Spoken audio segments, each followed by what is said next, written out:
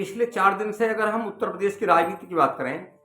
तो चूंकि उत्तर प्रदेश की राजनीति में जब भाजपा अपनी पहली सूची जारी करती है, उत्तर प्रदेश में 51 लोकसभा सीटों पर अपने उम्मीदवार घोषित करती है,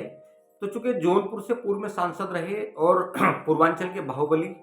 हालांकि बहुत सारे आपराधिक मामले हैं, वो बाहुबली हैं और अपराध के बहुत सारे मुकदमे उनके ऊपर चल रहे हैं, जिनका नाम धनंजय सिंह है। एकाएक देखते हैं कि धनंजय सिंह का टिकट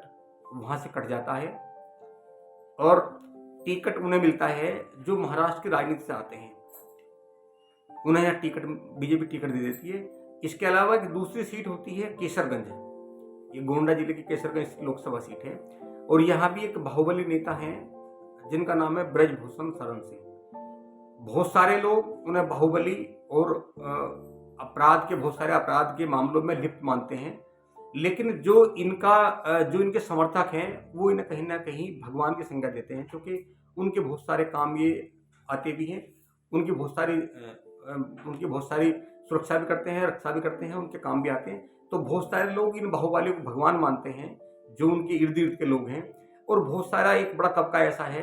कि जो दहशत में उन्हें क्रिमिनल मानता है, अपराधी मानता है, और ये मानता है कि अगर ये लोग राजनीति में होंगे तो राजनीति स्वच्छ नहीं होगी और कहीं ना कहीं लोकतांत्रिक मूल्यों का हनन होगा।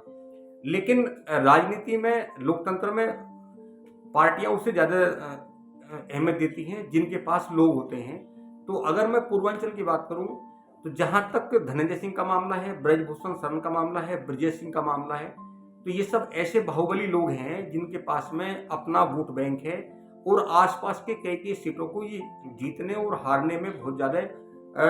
फोकस भी रखते हैं। अगर इन्हें कोई दल टिकट ना दे तो उस दल को हराने में 2-2, 3-3 लोकसभा सीटों पर जो उनका प्रभाव है वो हरा भी देते हैं, और जो दल इन्हें टिकट देते हैं उन्हें आसपास की 2-3 सीट में जिता देते हैं। क्योंकि पिछले 3-4 दिन से मैं देख रहा हूं कि पूर्वांचल की ठाकुर राजनीति में एक ऐसा ग्रहण लगा है, जब केसरगंज से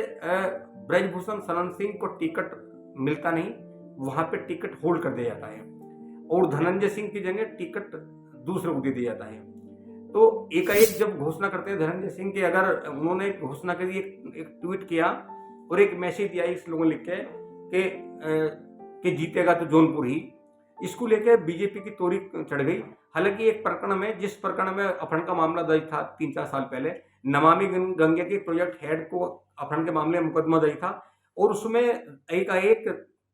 जैसे ये बयान देते हैं धनंजय सिंह, एकाएक बयान आता है और कार्रवाई होनी शुरू हो जाती है। जब कार्रवाई होती है तो चूंकि कानून के आदेश पे, न्यायालय के आदेश पे उन्हें गिरफ्तार किया जाता है। गिरफ्तार करने के बाद जेल भेज दिया जाता है और दूसरे दिन जब न्यायालय में सजा दी जाती है तो 7 साल की उन्हें सजा दे दी जाती है। और इन 7 साल की सजा के बाद एक पूर्वांचल की राजनीति में एक ऐसा भूचाल आता है, लगता है कहीं ना कहीं धनंजय सिंह के समर्थकों को यह कहना है कि बीजेपी ने जानबूझकर उन्हें इसलिए घेरा है क्योंकि उनका टिकट कट गया और वो किसी अन्य पार्टी चुनाव न लड़ ले, इसलिए घेरने का काम किया। क्योंकि इसी बीच में एक दिन एक शादी समारोह में अखिलेश यादव से धनंजय सिंह की मुलाकात हो जाती है, उनकी कुछ बात होती है, ये बात होते ही एकदम माहौल बिगड़ जाता है और 7 साल की सजा होती है। हालांकि जब कल न्यायालय सजा हुई धनंजय सिंह को और उन्हें जेल भेजा गया तो एक बड़ा जन सैलाब, कई जिलों के लोग वहां पहुंचे, न्यायालय के आसपास थे, भारी संख्या में पुलिस को लगाना पड़ा। हालांकि और जिस तरह ब्रजभूषण शरण का टिकट कटा है तो ये माना जा रहा है कि पूर्वांचल की राजनीति में इस समय भूचाल की स्थिति है। और अगर ये कहीं ना कहीं या तो योगी आदित्यनाथ की परीक्षा है, जो दिल्ली हाईकमान है बीजेपी की, जो चाणक्य माने जाते हैं भाजपा के अमित शाह जी, या तो अमित शाह जी इस बीच में योगी आदित्यनाथ की परीक्षा ले रहे हैं कि वो अपराधियों, जो अपराधी हैं, बड़े माफिया हैं, इनके खिलाफ कार्रवाई करने के बाद में बीजेपी के पास कितना ठाकुर वोट बैंक आता है, या तो उनकी परीक्षा है या जानबूझ के उन्हें जो है उनको जो है उनकी साख को ग्रहण का प्रयास किया जाता है। ऐसा लोग मानते हैं कि ये जो 2 बड़ी कार्रवाई हुई है, अभी ब्रजेश सिंह पे भी कार्रवाई हो सकती है। और ब्रजभूषण शरण सिंह को ये मैसेज दे दिया कि अगर वो ज्यादा बोलेंगे तो उनका हाल भी ऐसा हो सकता है, बहुत सारी ईडी, सीबीआई, आईटी कार्रवाई कर सकती हैं। तो इस समय साथ है। हालांकि धनंजय सिंह के खिलाफ कार्रवाई होने से पूर्व से लेकर पश्चिम तक राजनीतिक गरमाई हुई है और तमाम, कल जिस तरह सोशल मीडिया में धनंजय सिंह की गिरफ्तारी हुई तो पूरे पूर्वांचल के साथ साथ पश्चिम उत्तर प्रदेश में धनंजय सिंह का मामला, हालांकि जो ठाकुर बाहुल एरिया है वहां धनंजय सिंह को लेकर लगातार चर्चा होती रही, लोग बातचीत करते रहे और लोगों का ये भी कहना है कि अगर धनंजय सिंह के खिलाफ कार्रवाई होती है, ब्रजभूषण शरण सिंह को टिकट नहीं मिलता है, या ब्रजेश सिंह को कोई किस तरह कहा जाता है, या योगी आदित्यनाथ के खिलाफ दिल्ली से कोई इस तरह दबाव की राजनीति का प्रयास होता है, तो उनका कहना है कि पश्चिम उत्तर प्रदेश की भी ऐसी कई लोकसभा सीटें जहां इसका प्रभाव पड़ सकता है। और जहां तक पूर्वांचल का मामला है तो मछली शहर है, मैं लोकसभा की बात कर दूं, जैसे लोगों ने बताया कि केसरगंज है, जौनपुर है, मछली शहर है, गाजीपुर है, घोसीपुर है, आजमगढ़ है, गोरखपुर है, बनारस है, रायबरेली है, अमेठी है। इन तमाम ये जो लोकसभा सीटें हैं, यहाँ कहीं ना कहीं धनंजय सिंह और जो पूर्वांचल ठाकुर है, जैसे उन पर कार्रवाई होगी तो इन सबका प्रभाव पड़ सकता है। लेकिन एक तबका बड़ा ऐसा है, वो इसलिए खुश है कि जब माफिया के खिलाफ कार्रवाई होती है तो उन लोगों को सुकून मिलता है। पूर्वांचल का एक बड़ा तबका है, वो बहुत इसलिए खुश है कि उन्हें उससे बहुत राहत मिलेगी और माफिया राज से मुक्ति मिलेगी। अब मैं बात कर दूं कि पूर्वांचल की राजनीति में लगभग 27 सीट ऐसी हैं जहां इन जातियों का प्रभाव है। क्योंकि इन लोकसभा की अगर मैं बात करूं 27 जो पूर्वांचल की लोकसभा हैं, तो यहाँ अगर मैं पिछड़ी जाति की बात करूं तो पिछड़ी जाति में यहाँ कुर्मी है, मौर्य है, राजभर है, निषाद है, यादव हैं। इसके अलावा अन्य और जातियां हैं जो पूर्वांचल की राजनीति में अपना प्रभाव डालती हैं। और जब हम बात करता हूँ कि जो दलित राजनीति है, वहाँ दलितों की बात करूँ तो यहाँ कोरी है, पासी है, सोनकर है, जाटव है, कोल है। और एक पसमानदा एक ऐसा वर्ग है जिसको लेकर मतलब पसमानदा दलित और ओबीसी को लेकर लगातार इस समय बीजेपी ने पूरा जो इस समय केंद्र है, बीजेपी को ये लगता है पूर्वांचल में कि अगर ये पिछड़ी जाति और पसमानदा और दलित को जो कई सारी जातियां हैं, अगर पूर्वांचल में ये बीजेपी को मिलती हैं तो अगर ठाकुर वोट बीजेपी से खिसकता है तो ये जो पिछड़ी जाति हैं, दलित जाति हैं और जो पसमानदा ग्रुप है, अगर ये बीजेपी को मिलता है तो कहीं ना कहीं बीजेपी जीतने में और 2014 का रिकॉर्ड तोड़ने में कामयाब हो जाएगी। क्योंकि अगर मैं एक पॉलिटिकल लीडर की बात मानूं तो उनका कहना है कि पूर्वांचल में लंबे समय से जो माफिया है, इनका दबदबा है। माफिया पिछड़ी जाति, जो दलित जाति और पसमानदा इनको कहीं ना कहीं परेशान करते हैं।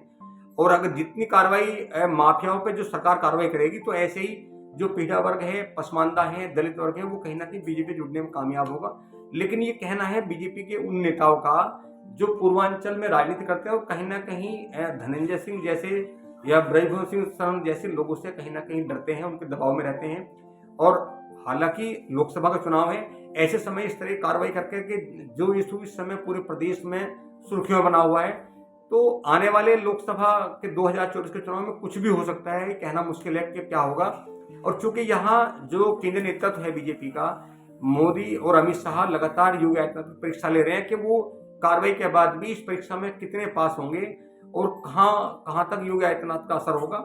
हालांकि अब 2024 का समय बताएगा। फिलहाल अगर मैं बता दूं, जैसा लोगों का कहना है कि इस समय जो चाणक्य हैं भाजपा के अमित शाह जी, उनमें और योगी के बीच 36 का आंकड़ा है। और कहीं ना कहीं योगी जी को लगता भी है कि बीजेपी अगर अच्छे अंकों के साथ में 2014 का रिकॉर्ड तोड़ने में कामयाब हो जाती है तो जिस तरह उत्तर प्रदेश की राजनीति में और उत्तर प्रदेश के जो मंत्रिमंडल है, जिस तरह यहाँ ओबीसी के मजबूत लोगों का दबदबा बढ़ा है, संख्या बढ़ी है, कहीं ना कहीं ये भी हो सकता है कि जिस तरह हमारे पड़ोसी राज्य हैं, जैसे मध्य प्रदेश के पूर्व मुख्यमंत्री हैं, राजस्थान के पूर्व मुख्यमंत्री हैं, छत्तीसगढ़ के पूर्व मुख्यमंत्री और बिहार के कई बड़े नेता हैं, जिस तरह उन्हें निकाल के एक तरफ कर दिया गया, उन्हें बता दिया गया कि तुम्हारी कितनी हैसियत है, और वहाँ दूसरे नए लोगों को मौका दिया गया। तो ऐसा भी लग रहा है, क्योंकि ये खुद अगर मैं भाजपा सूत्रों की बात मानूं तो ये एहसास उत्तर प्रदेश के मुख्यमंत्री योगी आदित्यनाथ को भी है कि जिस तरह अभी जल्दी में उनकी मर्जी के बिना ओम प्रकाश राजभर और दारा सिंह चौहान को कैबिनेट में शामिल किया गया। क्योंकि दारा सिंह चौहान कम बोलते हैं, ओम प्रकाश राजभर ज्यादा बोलते हैं, और वो लगातार जिस तरह कुछ जातियों के नाम वो लगातार रटते हैं ओपी राजभर, और कहते भी हैं कि आज़ादी के बाद में अभी तक इन्हें उनका इतना प्रतिनिधित्व नहीं मिला जितना मिलना चाहिए था, 1-2 जातियों को प्रतिनिधित्व मिला। तो कहीं ना कहीं योगी को लगता है, योगी आदित्यनाथ को, अगर मैं सूत्रों की मानूं, वरिष्ठ पत्रकारों की मानूं, तो 2024 के लोकसभा चुनाव में जिस तरह भाजपा ने सोचा है कि 2014 का रिकॉर्ड तोड़ना है, अगर 2014 का रिकॉर्ड तोड़कर भाजपा अच्छे मतों में जीत सकती है तो 2024 के लोकसभा चुनाव के बाद कहीं ना कहीं ऐसा भी हो सकता है कि उत्तर प्रदेश की बागडोर किसी दूसरे बीजेपी के नेता को, ओबीसी के नेता को दे दी जा सके, ताकि अगले चुनाव में मैसेज दिया सके कि बीजेपी ठाकुर या ब्राह्मण को नहीं है, यहाँ पीड़ित जाति का भी अपना वर्चस्व है। क्योंकि जल्दी में अगर हम पश्चिम की बात करें तो पश्चिम में जिस तरह रालोद सुप्रीमो जयंत चौधरी का गठबंधन हुआ है, तो कहीं ना कहीं बीजेपी पश्चिम यूपी में भी ओबीसी का प्रभाव बढ़ाने का प्रयास करेगी। हालांकि इस बात को लेकर अभी बीजेपी में बहुत ज्यादा कसमस का दौर है और योगी आदित्यनाथ इस समय, क्योंकि वो इंडिपेंडेंट है और बहुत प्रभावी हैं, संघ के बहुत करीबी हैं और उनकी ताकत है कि वो एकाएक बीजेपी में शामिल होते हैं और उत्तर प्रदेश जैसे बड़े राज्य के मुख्यमंत्री बन जाते हैं। हालांकि उत्तर प्रदेश की राजनीति में बीजेपी में बहुत कुछ होने वाला है। ऐसा भी हो सकता है कि अगर योगी आदित्यनाथ को, क्योंकि उन्हें एहसास है, चुनाव से पहले भी कई बार ये आंका गया, और अगर राजस्थान और मध्य प्रदेश में बीजेपी वहां हारती तो ये जरूर था कि योगी आदित्यनाथ को हटा सकते थे। उन्हें कहीं ना कहीं ये लग रहा है कि अगर योगी आदित्यनाथ को हटा देंगे तो बड़ी संख्या में जो ओबीसी वर्ग है वो बीजेपी को मिल सकता है। हालांकि गुणा भाग हर पार्टी का अलग अलग है। मैं आपको लगातार अपडेट दूंगा कि उत्तर प्रदेश की राजनीति में क्या चल रहा है। फिलहाल मैं ये बताना चाहता हूँ कि धनंजय सिंह की कार्रवाई को लेकर ये जो इशू है ये पूरे प्रदेश में सुर्खियों में छाया हुआ है और खासकर जो ठाकुर जाति के लोग हैं, जो क्षत्रिय जाति है, उसमें धनंजय सिंह को लेकर कल दिन भर पूर्व से लेकर पश्चिम तक लोगों में चर्चा होती रही। इसका क्या प्रभाव पड़ेगा, सकारात्मक नकारात्मक 2014 में, ये आने वाला समय बताएगा। 7 न्यूज आपको लगातार अपडेट देगा कि लोकसभा 2024 में क्या क्या समीकरण बन रहे हैं, किस पार्टी का कितना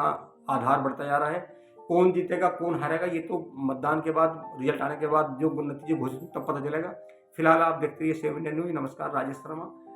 आपसे रिक्वेस्ट है, प्लीज़ आपको अगर वीडियो अच्छे लगे तो एक बार चैनल को सब्सक्राइब कीजिए, वीडियो को शेयर कीजिए, लाइक कीजिए। नमस्कार।